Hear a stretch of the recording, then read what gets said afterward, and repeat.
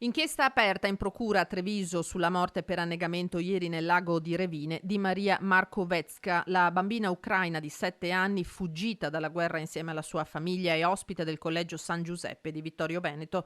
La magistratura trevigiana ha aperto un fascicolo ipotizzando i reati di omicidio colposo e omessa vigilanza, al momento a carico di ignoti. Non ci sarebbero a tuttora degli iscritti nel registro degli indagati, anche se i carabinieri di Vittorio Veneto stanno proseguendo la verbalizzazione delle testimonianze dei tanti che erano presenti sul luogo della tragica morte della piccola.